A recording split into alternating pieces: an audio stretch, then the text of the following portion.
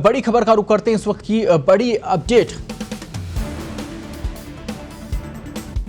सरकार ने पतंजलि को विज्ञापन रोकने को कहा है। इस वक्त की बड़ी खबर सामने आ रही है। सरकार ने पतंजलि को विज्ञापन रोकने को कहा है। पतंजलि ने यह दावा किया था कि कोरोना की दवा बनाने का दावा उन्होंने किया था और अब इस एड को रोकने की बात सरकार की तरफ से कही गई है। सरकार ने कंपनी से इस पूरे एड को लेकर ब्यौरा मांगा है।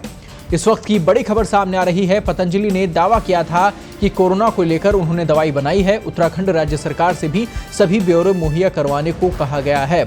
तो इस वक्त की बड़ी खबर आ रही है, सरकार ने इस विज्ञापन को रोकने को कहा है। सरकार जब तक जांच नहीं कर लेती तब तक विज्ञापन पर रोक रहेगी। इस वक्त की बड़ी खबर आ रही है। आपको बता दें कि सरकार ने पतंजलि को विज्ञापन रोकने को कहा है। आपको बता दें कि पतंजलि की तरफ से यह दावा किया गया कि कोरोना को लेकर दवाई उन्होंने बना ली है। कोरोना की दवा बनाने का दावा पतंजलि की तरफ से किया गया था, लेकिन अब इसको लेकर सरकार की तरफ से ये निर्देश दिया गया है। सरकार ने कंपनी से ब्यौरा मांगा है और साथ ही निर्देश देते हुए कहा गया है कि यहां इसको लेकर अब इस विज्ञापन को लेकर इस पर रोक लगानी होगी। उत्तराखंड राज्य सरकार से भी सभी ब्यौरे मुहैया करवाने की यहां पर जो निर्देश हैं वो यहां पर इसको लेकर दिए गए हैं।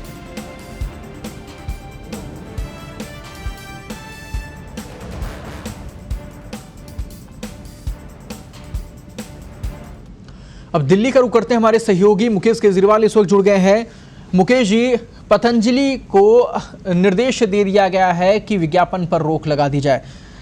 आखिर पूरे मसले को लेकर कहाँ दावे में कमी रही थी और क्या इस पूरे मामले को लेकर क्या यहाँ पर अगर बात करें नियम कायदों की तो क्या आड़े आ रहा था?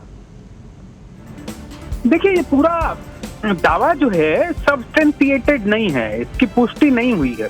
भारत में और अभी जब वैश्विक महामारी फैली हुई हो, आप ये दावा कर दें कि इससे ठीक हो जाएगा और ये हमने दवा बना ली, तो ये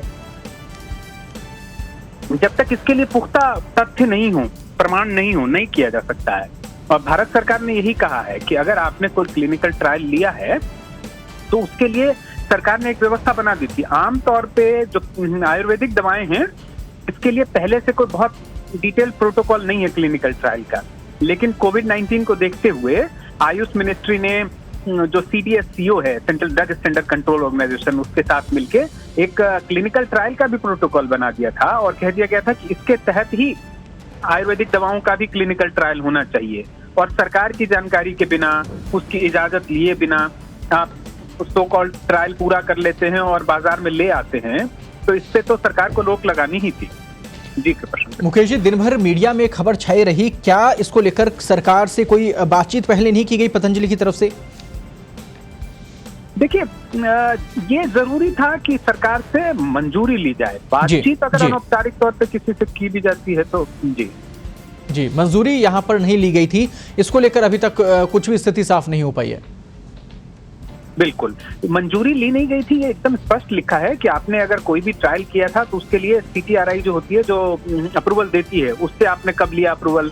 और राज्य सरकार तक को केंद्र ने चिट्ठी लिखी है कि ऐसे प्रोडक्ट को, क्योंकि दवा जो स्वास्थ्य और दवा की बिक्री ये राज्यों का विषय होता है, लेकिन अभी तो महामारी कानून लागू है और कोई भी नई दवा जो आती है उसको CDSCO यानी central drug standard control organisation ही अप्रूवल देता है।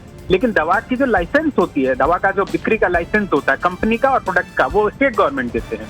इस मामले में उत्तराखंड सरकार ने दिया होगा, अगर दिया है तो ये भी केंद्र सरकार ने पूछा है कि ये कब दिया आपने, किस तहत दिया और किस आधार पर दिया है, ये भी बताएं।